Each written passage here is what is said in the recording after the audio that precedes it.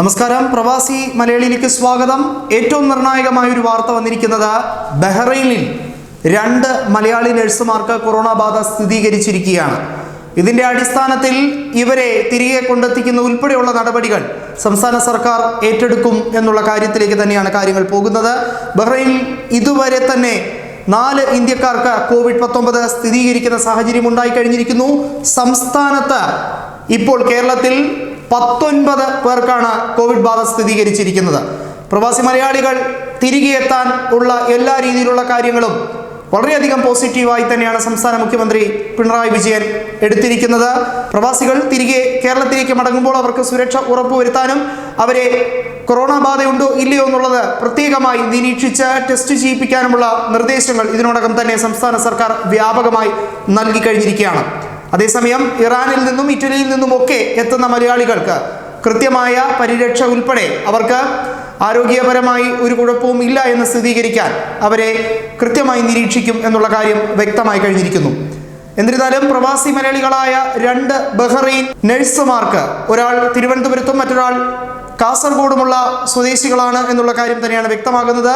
ഇവർക്കാണ് ഇപ്പോൾ സ്ഥിരീകരിച്ചിരിക്കുന്നത്. രോഗബാധയെ തുടർന്ന് ഐസൊലേഷൻ വാർഡിൽ പ്രവേശിപ്പിച്ചിരിക്കുന്ന ഇവരുടെ ആരോഗ്യനില തൃപ്തികരം എന്നാണ് ബഹ്റൈനിൽ നിന്നും അധികൃതർ അറിയിച്ചിരിക്കുന്നത്.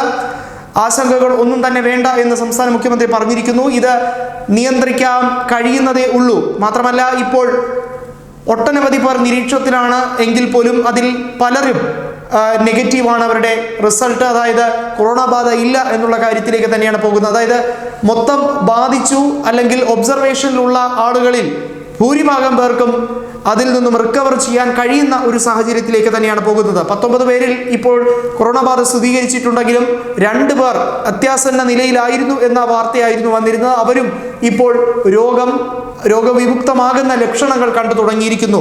പ്രത്യേകിച്ചും പ്രായമായിട്ടുള്ള ആളുകളിലാണ് ഏറ്റവും കൂടുതൽ പ്രശ്നമുണ്ടാക്കാൻ സാധ്യത എന്നുള്ള കാര്യമായിരുന്നു ആദ്യം നിരീക്ഷിച്ചത്. പക്ഷേ ഇപ്പോൾ അവരും പൂർണ്ണമായി അവരുടെ ആരോഗ്യനില തൃപ്തികരം എന്നുള്ള കാര്യം തന്നെയാണ് വന്നിരിക്കുന്നത്. സംസ്ഥാനത്ത് കോവിഡ് ബാധ കൂടുതൽ ജില്ലകളിലേക്ക് പകരാതിരിക്കാൻ റൂട്ട് മാപ്പ് ഉൾപ്പെടെയുള്ള സംവിധാനം, അതായത് കൊറോണ രോഗബാധിതരായിട്ടുള്ള രോഗികൾ പുറത്തിറങ്ങാതിരിക്കാൻ വേണ്ടി കൃത്യമായിട്ടുള്ള മാപ്പിംഗ് സംവിധാനം ഉൾപ്പെടെ തയ്യാറാക്കിയിരിക്കുകയാണ്. അതുകൊണ്ട് തന്നെ GPS സംവിധാനം ഉൾപ്പെടെ കൃത്യമായി സംസ്ഥാന സർക്കാർ നടത്തുമ്പോൾ പുറത്തിറങ്ങാതിരിക്കാനും പുറത്തിറങ്ങി വിദേശ രാജ്യങ്ങളിലേക്ക് കടക്കാതിരിക്കാനുമുള്ള കർശനമായിട്ടുള്ള നിരീക്ഷണം തന്നെയാണ് സംസ്ഥാന സർക്കാർ ഒരുക്കിയിരിക്കുന്നത്.